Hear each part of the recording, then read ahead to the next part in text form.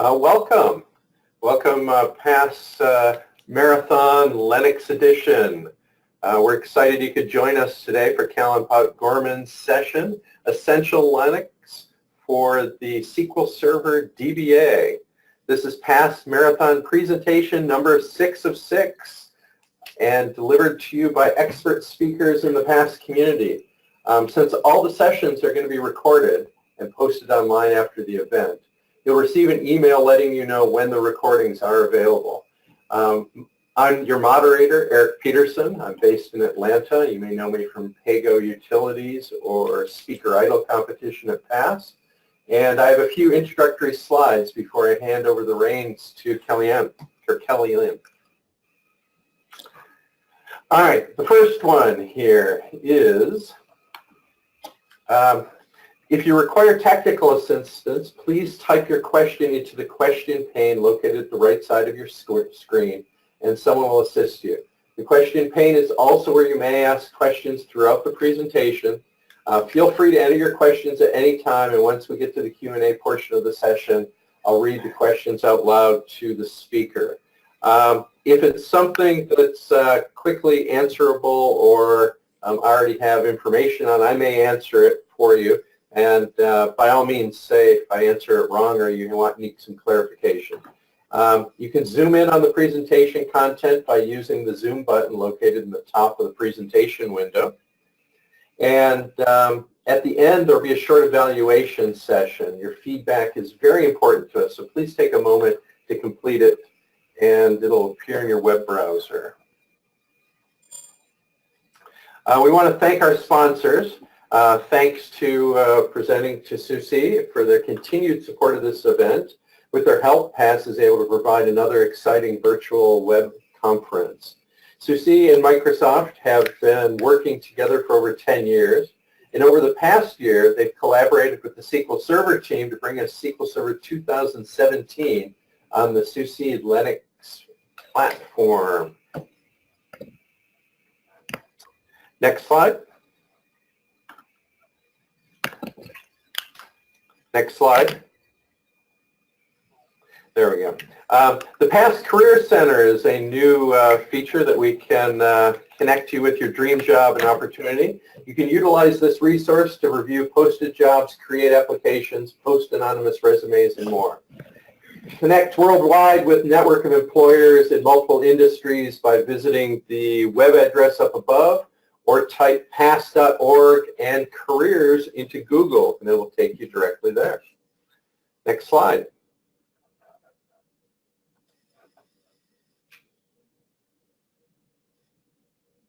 There may be a delay out there.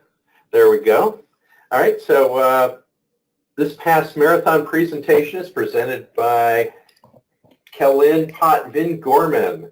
Callan is a member of the Oak Table Network and is an Oracle ACE Director of Alumnus and is known for extensive work with multi-database platforms, cloud migrations, virtualizations, the command line interface, etc., etc. So if you've been doing optimizing, tuning, automation, architectural design, Callan is the person for you.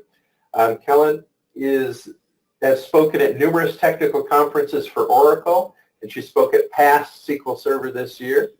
And without further ado, here is Callan. Hello, everyone. We're going to hope, I guess, pray, wish on the Christmas spirits that everything is working on my PC here. The network is fading in and out. We're not sure why. So I'm going to hope that everything is solved. If you can't hear me, please put a comment into the chat, and we'll try to monitor this. And we think we've got it fixed, but just in case, I'm going to put that disclaimer in there. My name is Callan Gorman. I am the Technical Intelligence Manager for a company called Delphix, and I'm very glad to be here with you on this wonderful Christmas season day.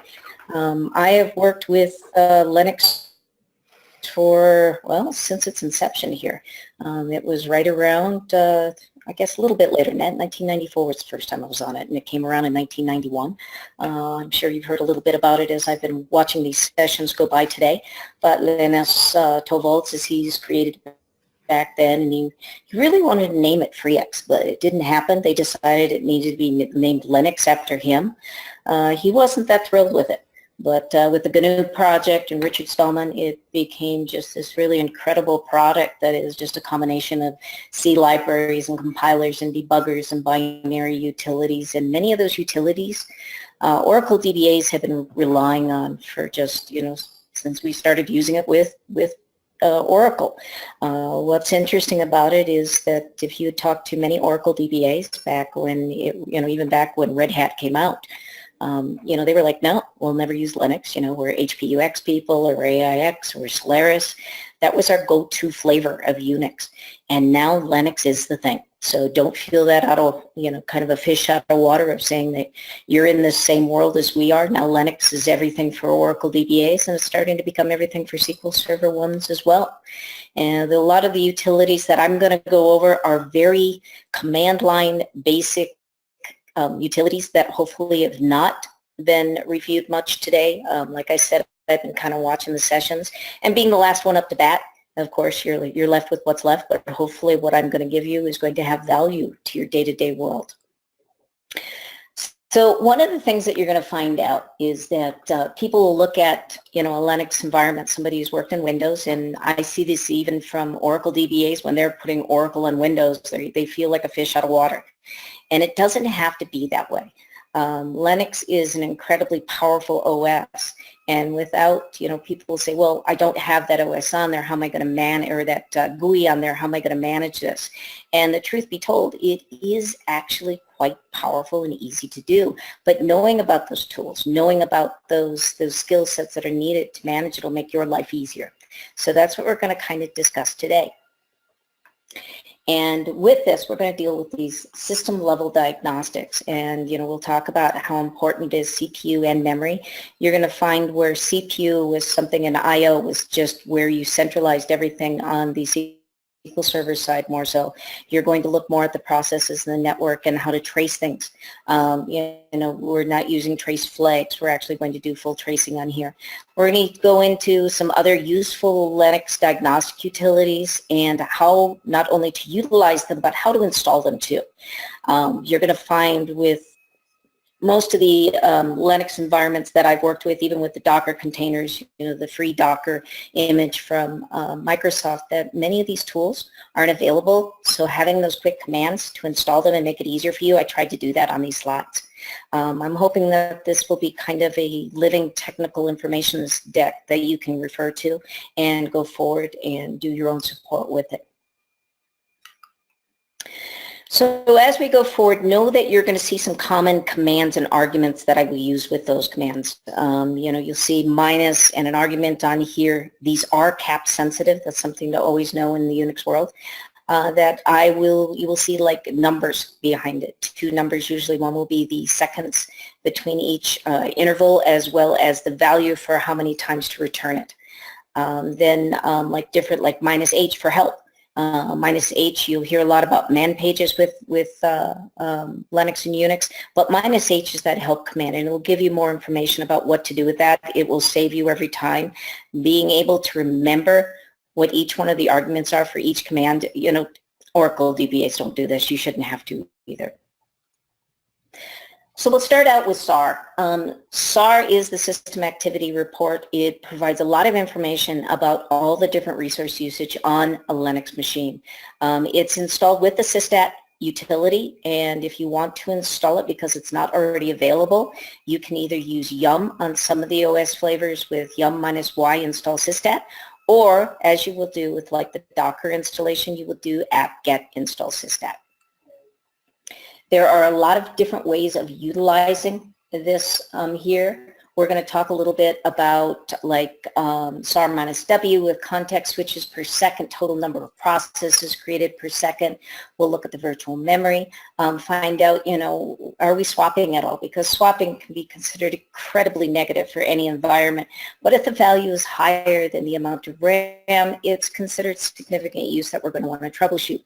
You're going to see different ones here that we're going to use that are kind of common variations of this command, such as the SAR minus U, the SAR with intervals of 1 and 3, SAR minus Q, SAR minus W, SAR minus capital W, and then look at virtual paging with SAR minus B. And to look at this utility here, this is a SAR utility doing SAR minus U. So we're looking at each one of these user processes, and then 5-second intervals and 5 times that we want to return this. This is incredibly powerful when you're looking at this as a SQL Server DBA, and to see what the actual weight is on the CPU, what the percentage of user, is the percent nice, what are we hitting on the percentage use on it, the system, the I/O weights, the steal, and the idle. And what you're going to see is that if you add the user or plus the nice and the system, that's going to be the CPU usage. If you use the I/O weight plus the steal plus the idle, that's the idle time. So knowing the differences between this are extremely powerful in calculating what you're waiting on. The next one is SAR minus Q, 5 and 5. So of course, as we talked about, 5 means 5 times 5-second intervals on this one, are actually reversed from that. And it not only tells you what the Linux flavor is in the system that we're looking at, you can see that this was one of my Linux source machines that I use for Delphix engines, but I can take a look at this data and you're going to see different values that are in here. If you see H minus S, that's the number of page faults per second that are satisfied by reclaiming a page currently in memory. You're going to be able to look at the pain minus slash S, which is number of times per second that a file system receives pages in. That's what that one area is for. And the number of pages and in per second a single page in request is, such as soft lock requests. And you'll see S lock slash S, which are S locks per second. Or a large block size may involve paging in multiple pages. All of these different values that you're seeing in here have incredible information that you can utilize to see when you have different weights. You start looking at VLOCs. These are validity faults that occur within valid process table entries, and when they don't actually exist for a given virtual address. So this is wasted resource usage that you want to look at. You can look at SLOC minus S, as we said, which is the number of faults per second caused by a software lock request requiring physical I/O. An example of that kind of occurrence of a soft lock request is a transfer of data from disk to memory. The system locks that page, and that's to receive the data so that it cannot be claimed and used by another process. But it's good to know when this happens, so you can see that the SAR utility is very valuable. Next is to know what SADC and SADF is. And what you'll be looking at this along with what I have here is to know that run minus size is the run queue length, the number of tasks waiting for the runtime. And plist minus size is the number of tasks in the task list. If you look at LD average minus 1 or LDAVG minus 1, that's a system load average per last minute. The load average is calculated as the average number of runnable tasks, also called the R state, and the number of tasks of uninterruptible sleep, also referred to as the D state, over the specified interval. We also have the load average minus 5, or LD average minus 5. That's a system load average for the past 5 minutes, and it'll also display the load average minus 15, which is, of course, the load average over the last 15 minutes. The next is looking at MP-stat, and MP-stat is pretty cool because you can see processor data for this. You can actually take this data and put it into graphs. This is something that I just did through, of course, Excel, but you can do this with Tableau and other systems. to see this in action, I have a simple system here. It's just a Docker image. If anybody was following me on Twitter today, they will be aware that I had my actual demo image, which was destroyed on AWS earlier today. I was quite surprised to go out there and find out I didn't have a demo environment. So I built this real quick off of the Docker image. It took me 5 minutes with the SQL Server environment to bring up, and then I just installed everything that I needed, so making sure that it ran here. But you can see the data that's involved here for our SQL Server environment. And you can see here's SQL Server running on here, and that I'm able to see this with just running mpstat. I can see the actual I/O weights, the CPU, everything from here. Go back into the slideshow from our current slide. You guys don't want me to start back over. And we can do an mpstat p minus all. This is going to show you again, like we talked about the calculations between the NICE, the I/O weight, the steal, how to calculate this to see what's idle time and what's CPU time. Keep that in mind as you're looking at all this data. This is going to give you that data in the same format. This was my original environment. So you're seeing the Linux source Delphix local machine, and it tells you the actual release version of this, what the time is, and how much CPU that you're working on. It's kind of a nice little utility tool that can give you some information and what you can work from in here. The next one is VMstat. And VMstat is another one that you can take the actual data and push it into a graph and see what you're working with. This is actually from Ubuntu. You can see it in a graphical user interface, but you can also utilize this from the command line. So I can do VMstat and see all of my data and my memory, my free buffers, everything. I'm going to widen this out so you can see it a little bit better, even though my graphics or my font is quite large. You need to have something that makes sense. So I can see if there's anything swapped, what my free memory, my buffer, my cache, all of this is available within the system, and you don't have to worry about trying to see that any other way. It's right at your fingertips. And as we showed here, just as we demonstrated, all of that data is available for you, and you can utilize this by looking at the prox minus R. If you used VMstat 5.5, you're seeing that, but if you do prox minus R, you'll be able to see the total number of processes waiting to run. Prox minus B is going to give you the total number of busy processes. Memory, you can do minus swap, so that's going to tell you the used virtual memory. Memory minus free, of course, is the free, the buffer, the cache. And we can also see SI. The swap minus SI is the memory swap from disk. Swap minus SO is the memory swap to disk for every second. And then IO, which is BI, blocks in. IO, BO is blocks out.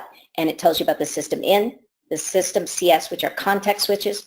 And then you can start looking at all the CPU data. So the user time, the system time, the idle time, wait time, and stolen time. This is all available in here. So when you see these headers across this table here, these all have meaning. So your context switches in, your context switches out, your byte, your blocks in, your blocks out. All of this is important as you start to read these graphs. So the next is, what is uptime? Uptime is something that we're always concerned about. This is something that we, on the Oracle side, complain about with the Windows side, because patching is such a normal thing that outages you need to have happen. In the Oracle world with Linux and other flavors of Unix, uptime is extremely crucial, that we do not have any downtime at all. So we are going to be looking at uptime with this, and the way that you would do it is that you would actually run the uptime command. So we would be able to go here and type in uptime. We'd also be able to do the actual waits and take a look at it, and it'll tell you what users are on there and how long they've been running and what they've been running. So you can see all of this data again from the command line. This is one of the things that's important as you're working in this OS, is to start getting comfortable with looking at the data from a command line interface and not from a graphical user interface. The other most popular ones you're going to see is top process status, process mapping, which is a big deal for Oracle, and I think it's going to become a big deal for SQL Server as the SQL Server installation for Linux matures. Right now, I do have a blog post out there that discusses, as I looked at the 2017 Linux installation with their processes, and a standard SQL Server installation, as we looked at this before, by grep for SQL, you're going to see that there are two SQL Server. There is a parent and a child, and these are all of your sub-processes within this one here. So five is your parent, 7 is your child process. These are all of your kind of sub-processes within here, and the difference between Oracle and SQL Server is that the multi-threaded processes within SQL Server aren't evident within the Oracle side, where we actually separate out each one of our processes.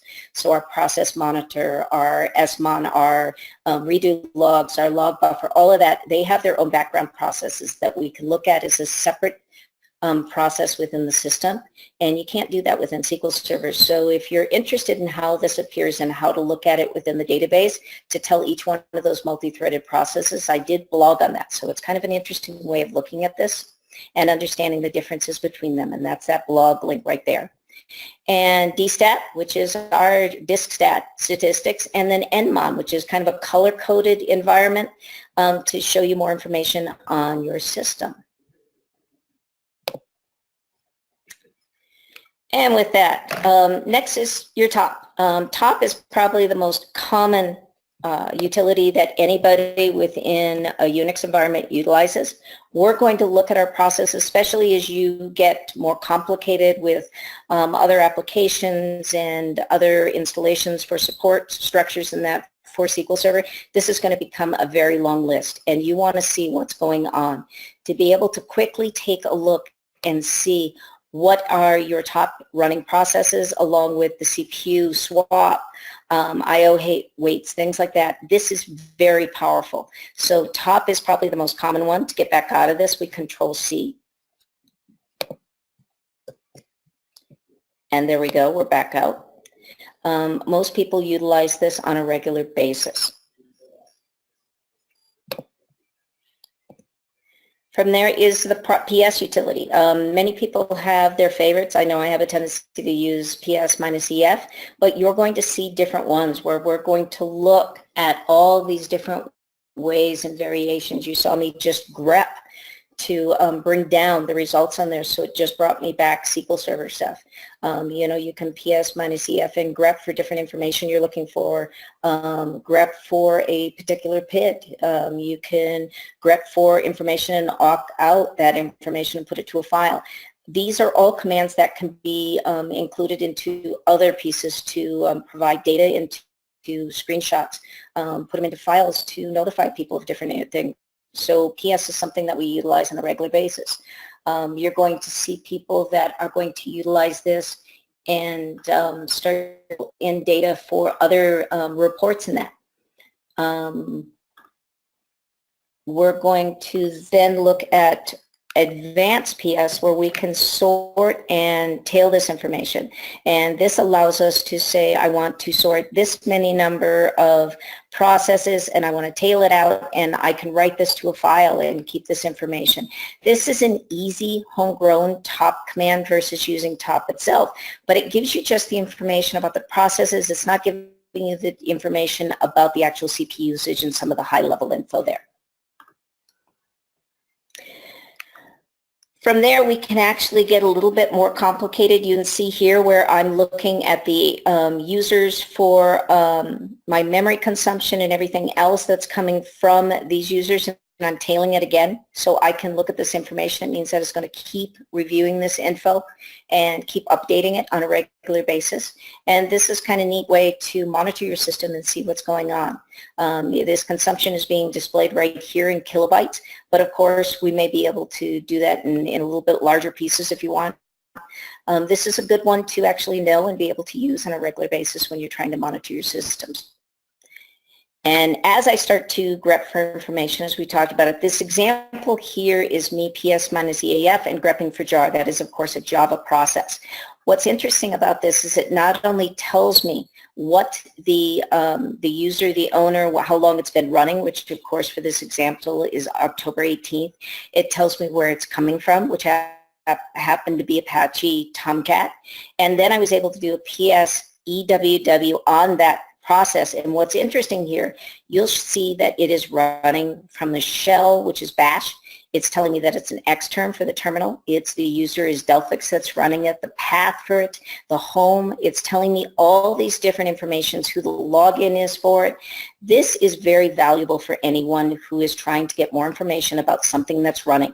So these are very valuable commands when you're trying to trace down something that's happening on the server, and you may not know how to do it otherwise. This is command line, I guess you'd say, mojo. You need to have these abilities to do this, especially when you don't have a graphical user interface to find that kind of information. The next we get into CPU and memory diagnostics. We use TOP and PS a lot to grab this information. I mean, when we're starting to look at not just the CPU activity, the total CPU time consumed, when was the process started? What was the process name? Who is using this process? What account actually owns it? And then the hierarchy of that process itself. So I get to the right slide here. One of them is PMAP. PMAP is very powerful. On this example here, I use that Java process again to kind of give you a little bit of information, but we can do the same thing in an example here so you can see this from the GUI. So if we do a PS minus EF, and I'm just going to, because this is a small server, which is SQL Server running, we can see that child process, which is 7 on here. And if I do a PMAP on this one, just as so you can see this again, the PMAP minus X. So if I do a PMAP minus X and choose to do 7 for the child process, you're going to see a lot that comes up here. This is just a stack dump of everything that is going on, what libraries are being called by those multi-threaded processes, what memory allocations are happening. You're seeing all of this information in real time that came across from that process. So understand as things are being allocated and that they're being deallocated, this is what happened at that exact moment. You can see this. Were they read and write? What was happening at that time? This is a complete kind of stack dump of what was going on. If we go in and grab other ones, we can see this. See the difference between that. If we go, I hit my up key, I can go back here. Let's do it on the main process and see the difference there. You notice that this was a little bit shorter. There are still main libraries because this is the main SQL Server executable for the process, the executable behind it. It also totals up the memory usage along with the memory allocated and free memory that is still there. All of that is being displayed by this process here. Back to my presentation.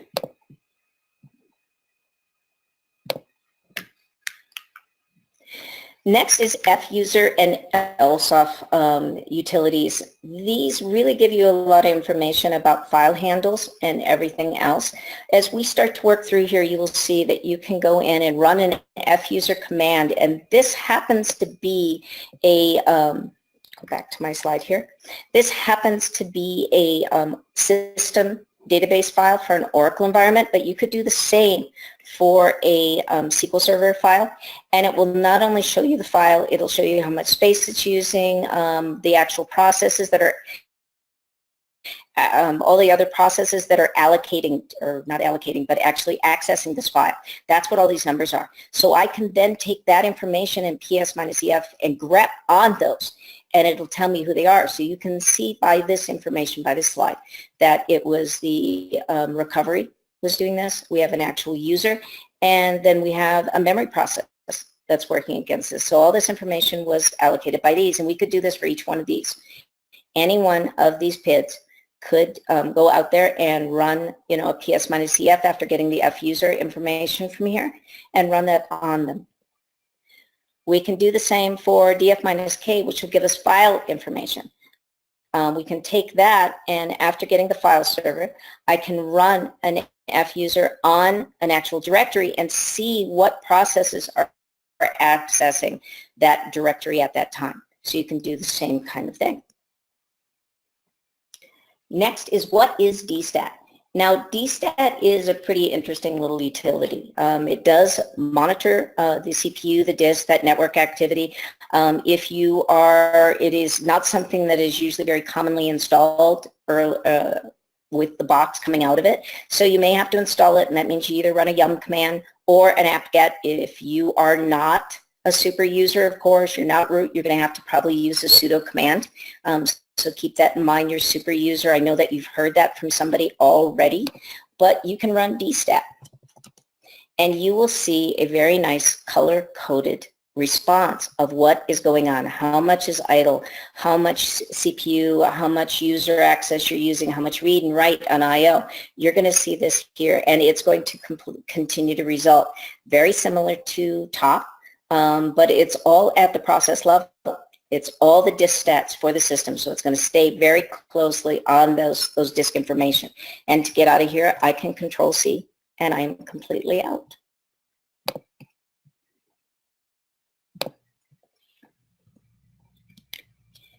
You can also give it values. This one here is for the one disk. So I did the CD1 or XVD-A1, sorry, is the actual disk on this one here. So I can take a look at specific information on here and only the CPU information.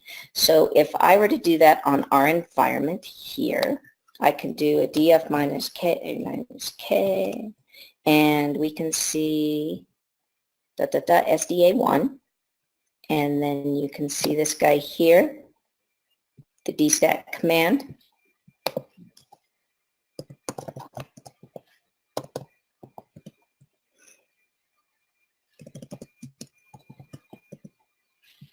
Do that right.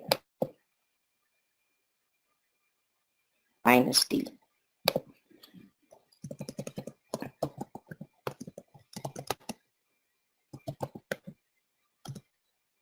Did it wrong.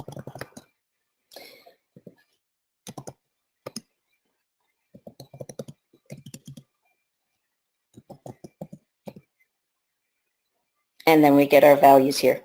And of course, I didn't do the CPU piece, but you can see it.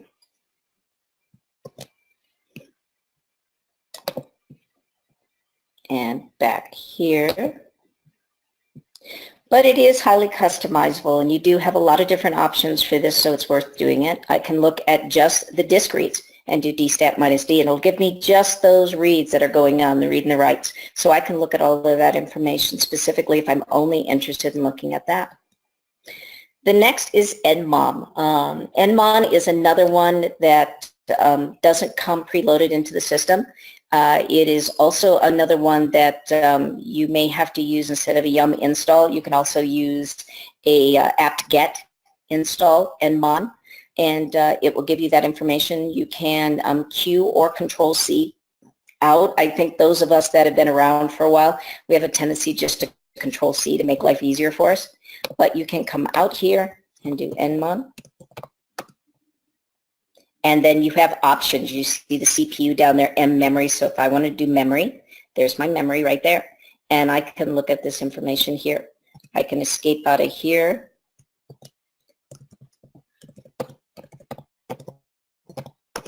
And I can take a look at my resources. You have also the screen updates. You can look at virtual memory.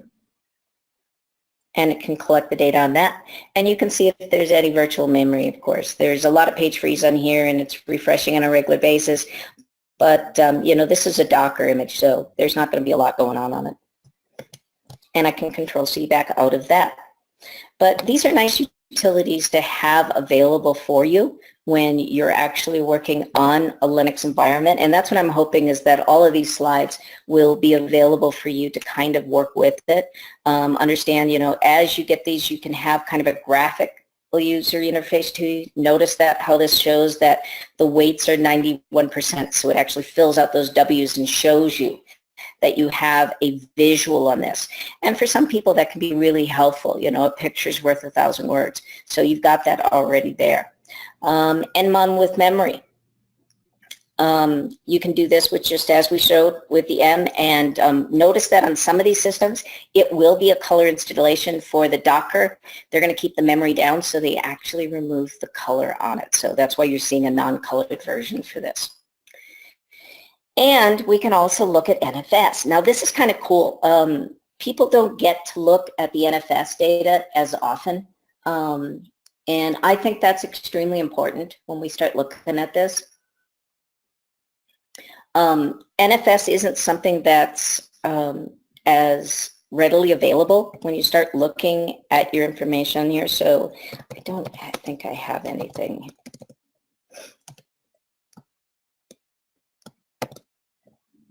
Yeah, so you're not going to see any information come here, but I'm sure you saw in my example, there was actually something in here, wasn't there? No, there wasn't.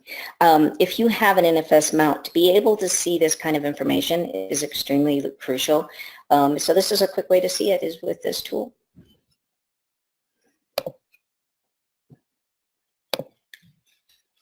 And then we're back to the F-user and the LSOF utilities. These are just a couple different ways to look at this. To see the display of the Unix processes that's going on and using the system is extremely crucial to a lot of DBAs. And of course, this is a ton of data that you're seeing on this one here. And notice that we did an actual directory here. So I can do the directory that I'm in now. These are the data files, and you can see what files are out there and what's going on in this environment. Is anybody actually using them? Well, of course, SQL Server is using them. One's being used by Bash, and then, of course, 2 others are being accessed by the LSOF user. So you can see that we're all in that directory and what the PID is. So 5568, 3240, and 3241.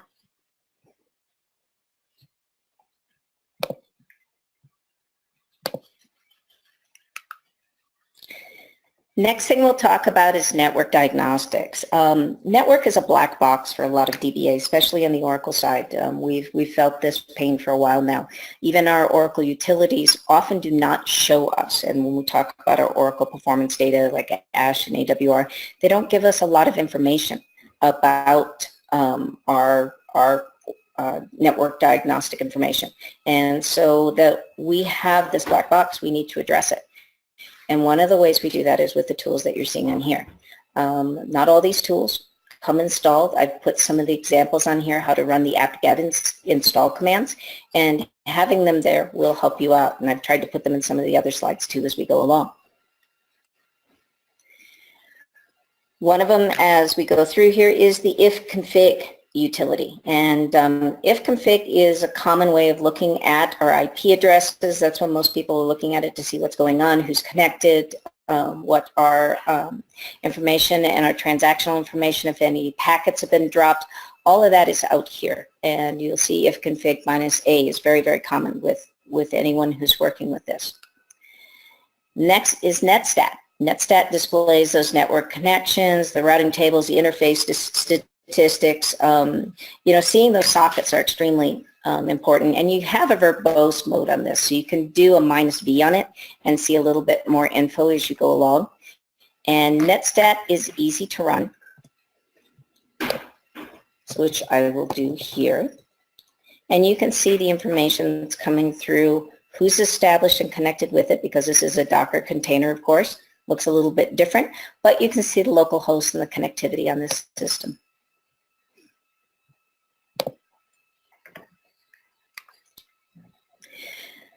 We can also do, of course, the netstat -R and take a look at what the local host is, the routing tables for this as well. The next is SS, which is socket statistics.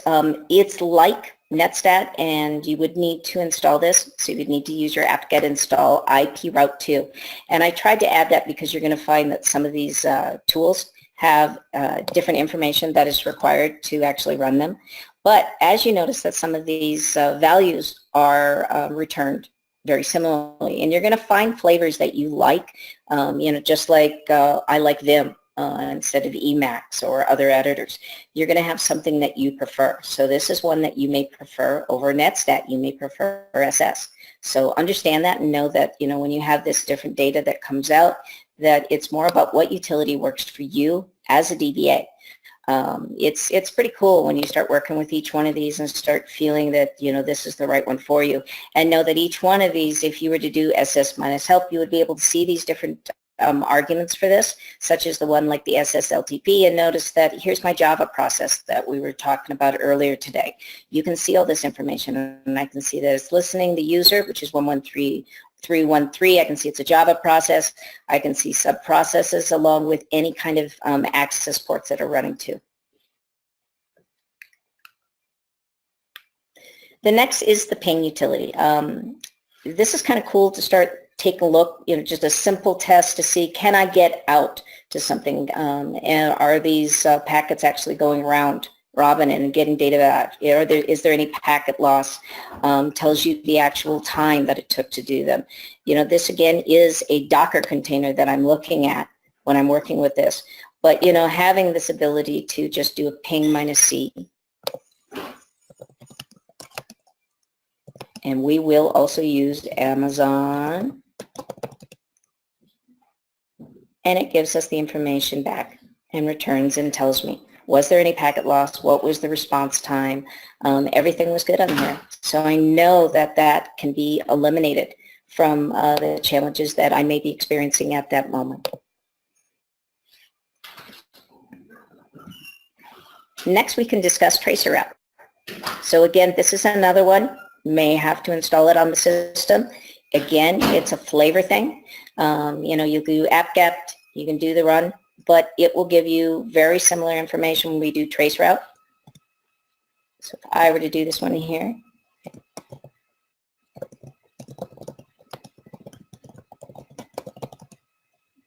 you can see how this information comes back.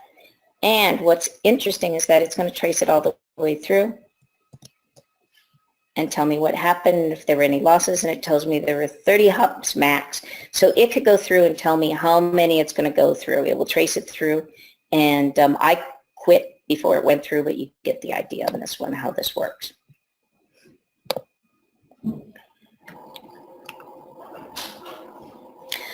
IPER3 is an interesting tool. It looks at the bandwidth on IP networks. It can be very, very valuable, especially when you're trying to find out with slow I/O. There's issues across your network and you're trying to troubleshoot that.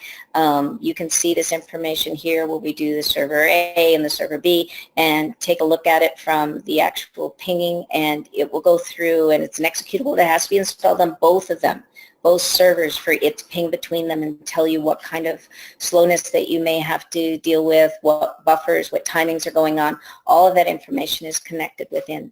I don't use it as much, but it's something that's good to know. And the next is the TCP dump. TCP dump is something that we use on a regular basis. A lot of DBAs find this very, very valuable. You're able to actually sniff the traffic on the network. You will probably have to install it. It is one of those that doesn't come default because it is an advanced utility. But you are able to come out and do a TCP dump on your system, and it's going to go out and listen and tell you what's going on, and it will track it all the way down like a shell command and go through and tell you what's going on, how much was received, if there are any packets dropped, and it's just a more advanced way of getting this information. The next, we get into some trace utilities. So there's a lot of different utilities, and you will see a lot out there, and some of them will work on Linux and some won't. You'll find out that we have a tendency to kind of bunch up Unix and Linux and AIX and all the others, and some people may have their flavors that they like, so it's good to know. strace was one that I actually took out of here versus dtrace because it was definitely for SQL and for Oracle, so it wasn't something that made sense for what we were working on today. But dtrace is something, and there's a great website that you can go on in here. It'll look at your OS kernel, your device drivers. It'll provide all kinds of information on there. There's a great blog post on this. To install it, it takes an apt-get or a yum command, and the actual package is called systemtap sdtdev, but it will install this and give you the ability to do a dtrace. And the command that you're going to run is going to be a dtrace -n, your process along with your executable, and it will go out and run this against you, whatever arguments you need to. And there's a lot of examples of this, of how you can see this, and it will actually trace back through your executables and tell you all kinds of information on how it's performing and what's going on and where slowness exists. You can also use the file utility. Now, file is kind of interesting because you can go out here and look at a file and find out, is it just a link? Is it an executable? Are there any, is it just a text file? I mean, all of this kind of information is out there. And we're working on a system. See this here, we're looking at MDF files. So if I did a file /var/op/MSSQL data, and let's say we just did index.mdf, it would tell me that it's a data file. But if I went out and found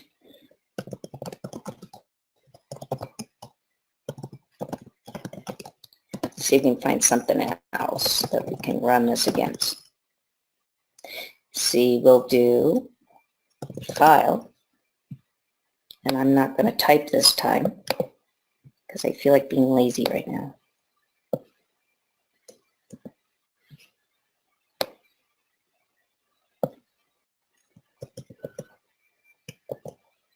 Except it's not copying, sorry.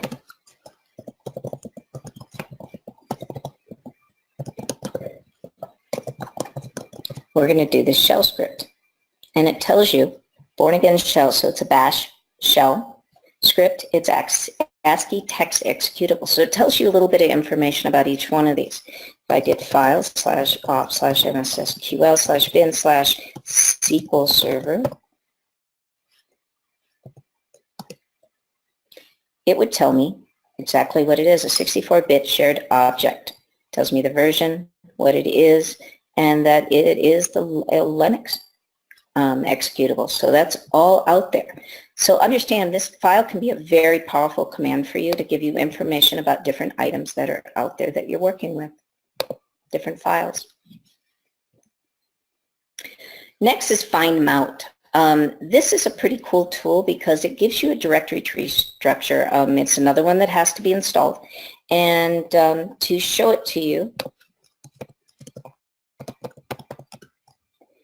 notice that it gives you more of a physical representation of the hierarchy that you may be more comfortable with, that you've seen with Windows. It'll actually break down and show you where each one of these files are going. And a lot of people who are used to Windows, this is a better way of working with your directory structure. And you will see this. Here's a nice example of it, and much simpler than the one that I choose from the directory that I was in. And you can do from -m, which of course is going to give you the mounts, and all that information comes from here. Next is NCDU. This is a quick utility. It gives you space usage information. It's another one that is going to have to be installed. And when you actually type in MCDU, and we're going to go back to where we were.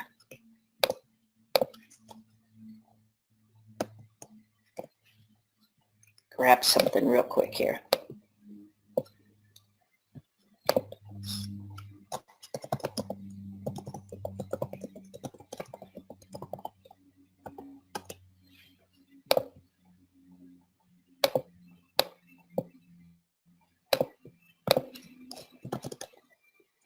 And then do it.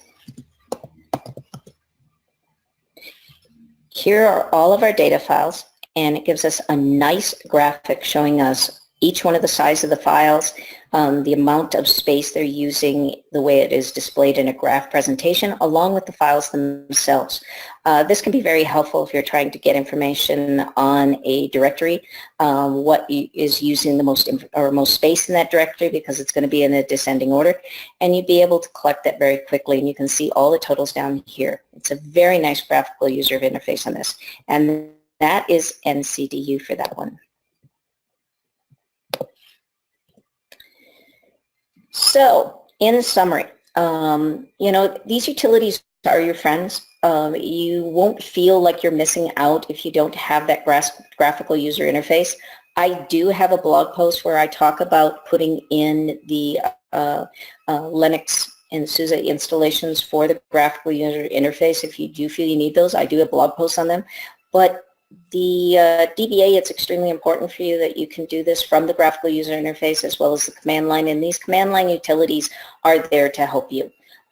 Feel more comfortable learning Vim and Nano and Emacs and other command line utilities as well as scripting when it comes to Bash and Corn Shell. It could be tough at first, but it will become second nature for you. I myself go back to Vim immediately, even on my Raspberry Pis. I never use Nano, which is the standard for most people. You will start to embrace it. You will start to do it automatically. My biggest drawback when I'm on my Windows machines is starting to run, LS instead of dir. So keep that in mind. And with that, I think we have about 10 minutes left. Are there any questions at all, Eric? Yes, there are.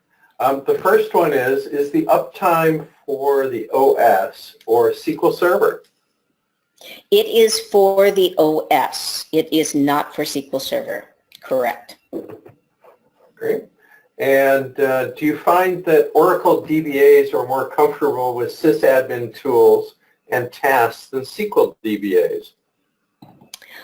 We are, because our tools sucked for so long. How's that for an answer? I started out in SQL Server 6.5, 7, and that was the first thing I noticed was that at that time it was Enterprise Manager. Enterprise Manager for SQL Server was so much more user-friendly.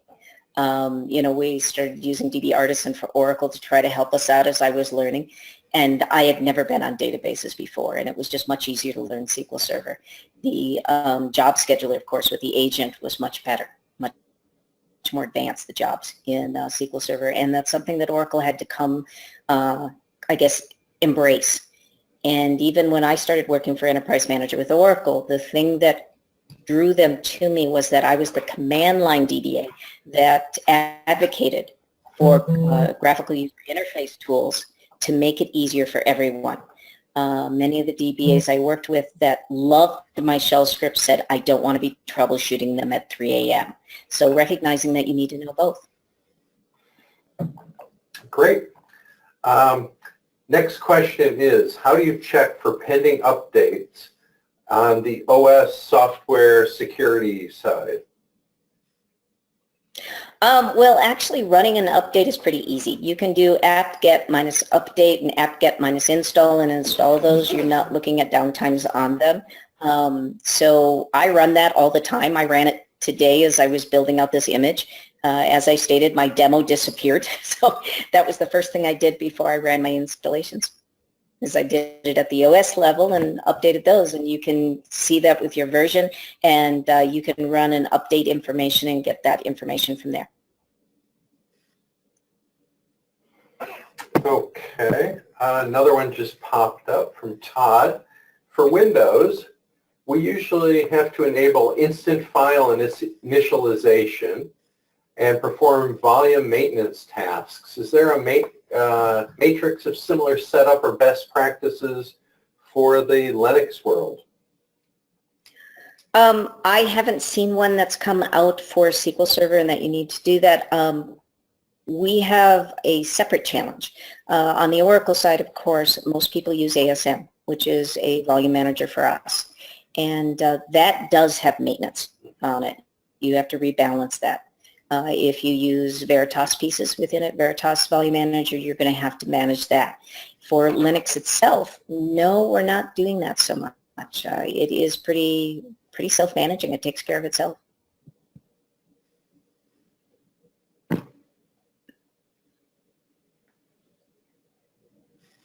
How'd we do? Did we answer them all? Well, we answered them all, but the moderator will ask one more question. Of the multiple flavors of Linux between Red Hat and whatnot, do you have a preference for any of those? Wow. So when I was at Oracle, they used to tease me that I had the island of misfit projects. The reason I had that was that everyone else wanted the Linux and the Solaris installations. They gave me AIX, HPUX, and Windows, and anything else. I was like Mikey. I'd just do anything. But I do prefer Red Hat. I would say that Red Hat's my favorite. My second favorite, though, is something that I've been working on, for enterprise level. For personal level, some people on this talk probably know this. I am a Raspberry Pi fanatic, so I love Debian. So think about that one.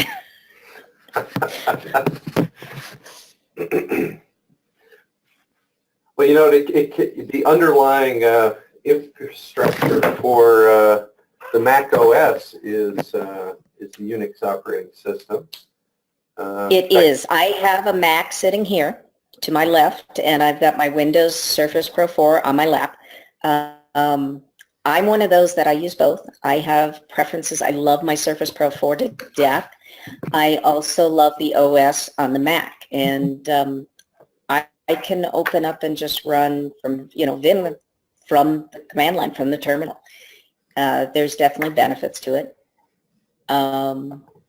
I run scripts, Apple scripts that I have written to automate all of my weekly status reports and send them to my bosses, and I am very much a command line bash Apple script girl. I mean, any way I can script anything, I'm doing it. Okay. So I do love my Mac. Great. Do you have any recommendations for books associated, that have all these commands listed out, or best practices? You're going to go out there and look for the lovely little Linux books with the animals on them. I have a couple Unix books. They're pretty old. I've been in this realm for a while, so I'm going to be out of date naturally. But that's usually what my recommendation is, just to go look for your little animals on the front of the books. And the Linux book I know it's a pink cover, and I want to say that it's, what is it? It isn't Tux the Penguin. It is, I want to say it's a lemur on the front. I'm trying to remember. But, there's so many resources online these days, and there's so many resources like what we're seeing today with the marathon, that you can learn a lot. These slide decks that I've been seeing, I was in fear that other people were going to cover everything that I was covering, and there's so much that's out there. I would recommend definitely being, these people already know it, they're part of PASS, but there's going to be a lot of content coming up from more people. And that's a good opportunity to get these slides and to keep these aligned.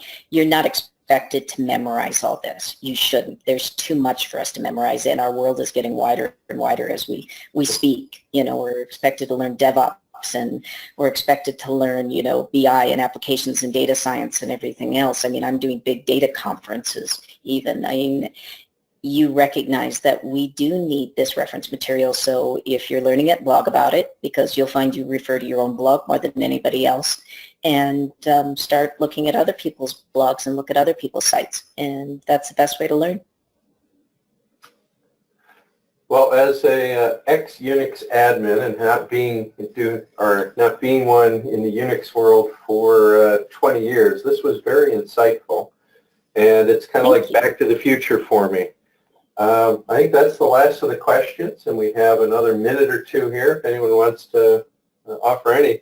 But I think this has been a great presentation. I think a lot of the Windows DBAs will find the Unix world an easy transition, even though it looks odd right now.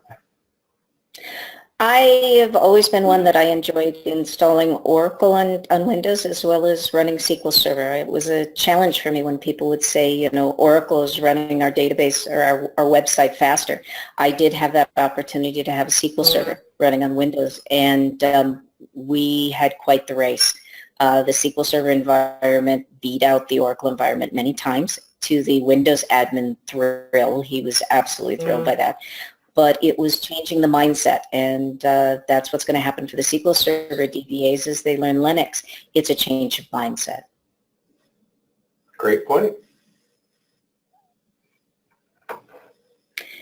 If anybody has any more questions, I'm easy to find on Twitter. I'm DBA Kevlar. I'm the Bulletproof DBA. Please feel free to ping me on there. Email me, dbakevlar@gmail.com. Always glad to answer any questions for anyone. Well, thank you. Thank you for attending the past Marathon Linux edition.